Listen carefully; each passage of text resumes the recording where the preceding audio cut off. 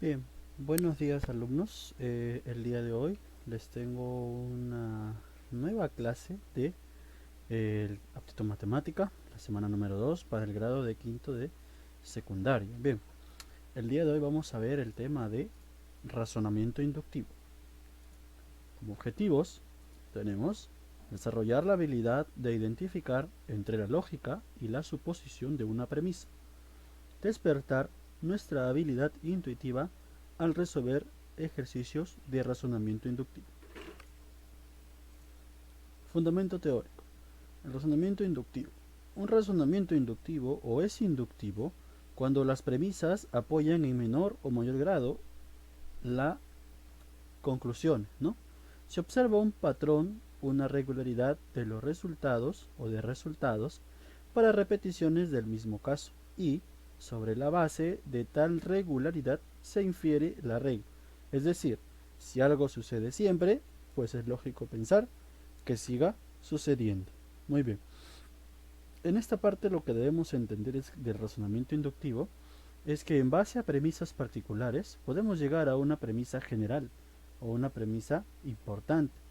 De modo que, dicha esa premisa o dada esa premisa general, podemos resolver el ejercicio que nos plantean si se tiene casos particulares que demuestran la premisa general. Por ejemplo, el razonamiento inductivo se caracteriza por llegar a una conclusión general mediante una conjetura, a partir de observaciones repetidas de casos específicos o particulares. Veamos un ejemplo. Las premisas son las siguientes. He observado el cuervo número 1 y era de color negro. El cuervo número 2 también era negro. El cuervo número 3 también era negro. Conclusión. Todos los cuervos son negros. ¿De acuerdo? En base a premisas particulares, podemos nosotros decir o llegar a una sola conclusión, ¿no? Observando cada premisa, la premisa número 1 nos dice que el cuervo era de color negro. La número 2 también era negro, la número 3 también era negro. Entonces, como nos está cumpliendo en las tres premisas particulares, podemos definir una premisa general, que todos los cuervos sean negros. Muy bien, vamos a ver un ejemplo más práctico utilizando o empleando el razonamiento inductivo. Ejemplo, 3 3 3 3 50 cifras que terminan en 4 elevadas al cuadrado, ¿no? Ese valor elevado al cuadrado. Bien, vemos la resolución del ejemplo planteando el razonamiento inductivo, ¿no?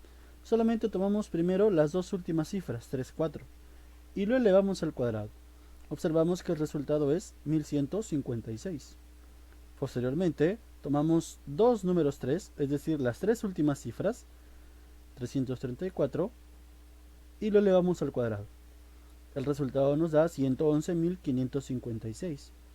Por último, observamos las cuatro últimas cifras, 3.334, y lo elevamos al cuadrado. El resultado será 11.115.556. ¿Qué observamos aquí? Que en la premisa número 1, al tomar solamente un número 3 y un número 4, nos da dos unos, 5, 6. Al tomar dos números 3, nos da tres unos y dos 5.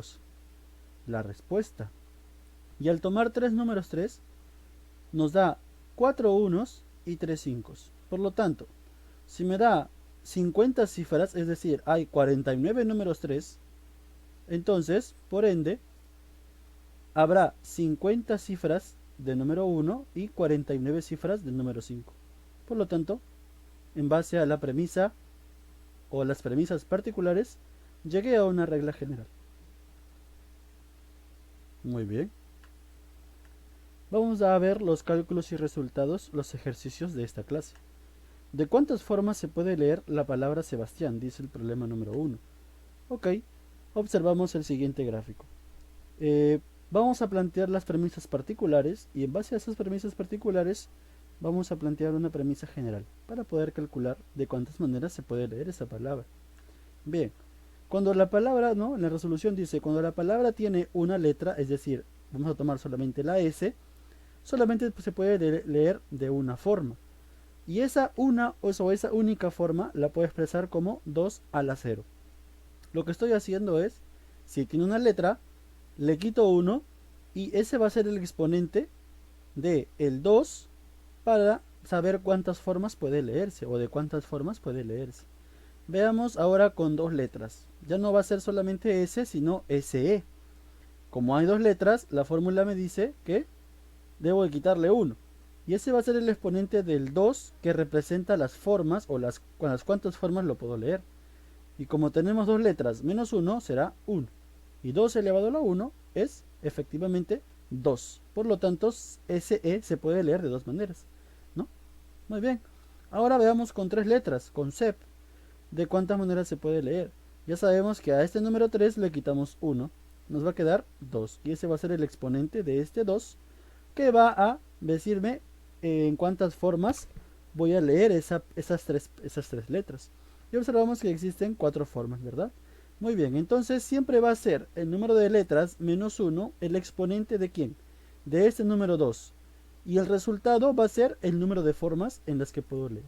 Por lo tanto, si la palabra Sebastián tiene 9 letras menos 1 será 8.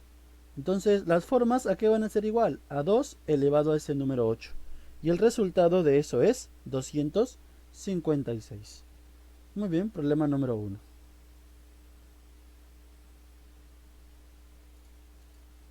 Problema número 2. ¿Cuántos triángulos hay en la figura mostrada? Nos dan esa figura y nos dan pequeños segmentos horizontales, ¿verdad? Primer segmento, segundo segmento, tercer segmento. Vamos a ver cuántos triángulos hay en cada segmento. Y en base a esas premisas particulares voy a poder calcular una premisa general. Resolución. Analizando por partes tenemos el caso 1. En la figura, en la línea número 1 tenemos nada más un triángulo. Entonces yo puedo expresar la línea que representa mi figura elevada al cuadrado. Muy bien. En el caso 2 tenemos la línea 2 que va a ser igual a ¿qué? A 2 a esa línea elevada al cuadrado. Nos da 4 triángulos. En el caso 3, tercera línea, 3 al cuadrado igual a 9. Entonces hay 9 triángulos. Entonces, en base a estos casos, yo puedo decir lo siguiente. Como tengo 20 líneas, esas 20 lo elevo al cuadrado. Y me va a dar ¿cuánto? El número de triángulos. Por lo tanto, es 400. Efectivamente. Número 3. ¿De cuántas maneras diferentes se puede leer la palabra exitosa en el siguiente arreglo? Este problema lo dejo para ustedes. Pasamos al siguiente. Número 4. Calcular la suma de cifras de R igual a 81 por todo ese número elevado al cuadrado. 1, 2, 3, 4, 5, 6, 7, 8, ¿no?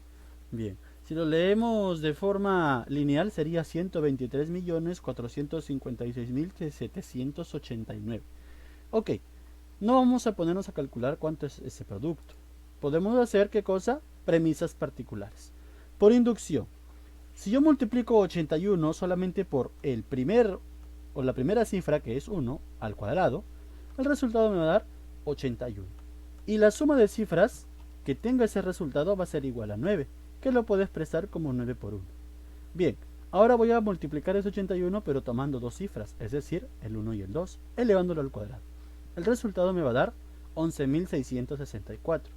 Y si sumamos todas las cifras de este 11.664, nos resulten 18, que puedo expresarlo como 9 por 2. Ahora tomamos tres cifras, 81 por 123 al cuadrado. Eso nos resulta en 1.225.449. Si sumamos todas sus cifras, nos da 27, que curiosamente es 9 por 3. Entonces, la suma de cifras va a depender de ¿qué? De la cantidad de valores que yo tenga que multiplicar a 81 al cuadrado. Muy bien, entonces, si nos dan 9 cifras, entonces será 9 por 9 la suma de cifras. Ah, ok, eso es 81. Respuesta, la letra D. Muy bien. Número 5. ¿De cuántas formas se puede leer la palabra repaso? Muy bien, casos particulares. Resolución. R es un cuadrado que tiene exactamente una línea vertical y una línea horizontal. Dos líneas. Por lo tanto, podemos decir que ese 2 es igual a 2 a la 1. Ahora, a este RE tiene 2 líneas horizontales y 2 líneas verticales. Por lo tanto, tendrá 4.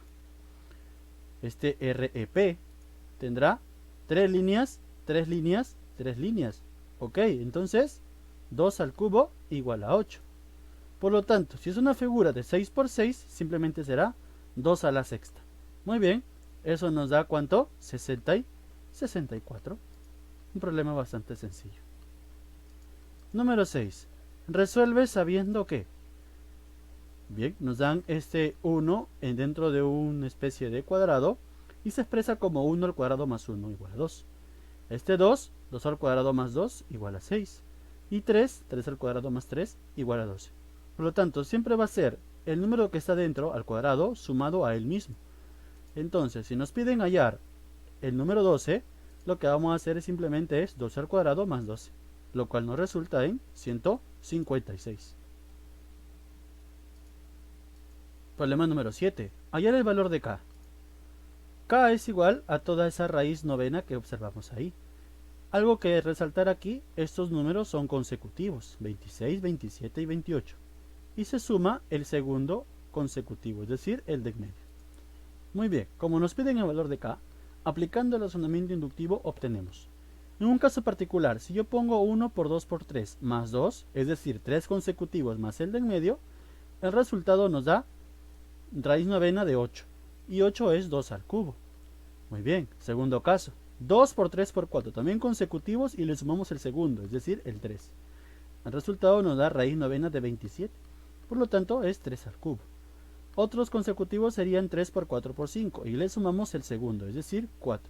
El resultado nos da raíz novena de 64, que curiosamente es 4 al cubo. Entonces, va a depender del segundo consecutivo el número que yo eleve al cubo para sacarle la raíz novena.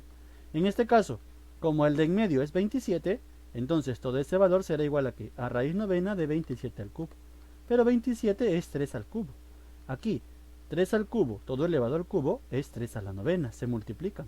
Muy bien, novena con novena se eliminan, nos queda simplemente k igual a 3. Problema número 7. Problema número 8. Hallar la suma de sus elementos de la siguiente matriz de 10 por 10. Ok, nos dan esa matriz y nos piden hallar la suma de todos los elementos. Bien, nos piden hallar la suma de todos los elementos. Aplicando razonamiento inductivo obtenemos. Si solamente obtengo o tomo este número 2, la suma será 2, que lo puedo expresar como 2 por 1 al cubo. ¿Por qué? Porque la matriz es de 1 por 1. Muy bien, aquí, número 4. Este número 4 lo puedo expresar como 2 al cubo. La suma de todo es 16, que es 2 por 8, o sea, 2 al cubo. Muy bien. Y, por último, esta matriz de 3 por 3, la suma me da 54, lo cual es 2 por 27, o sea, 2 por 3 al cubo. Muy bien. De acuerdo al número de matriz, entonces, lo multiplico por 2 y lo elevo al cubo. Mi matriz es de 20 por 20, según mi gráfico. Por lo tanto, la suma será 2 por 10 al cubo. Correcto. Siempre es la mitad de. La suma entonces es 2000. En conclusión, podemos resolver los diferentes problemas con el método de inducción que se nos está presentando. Muy bien, chicos. Espero que les haya servido esta clase y nos vemos hasta la próxima.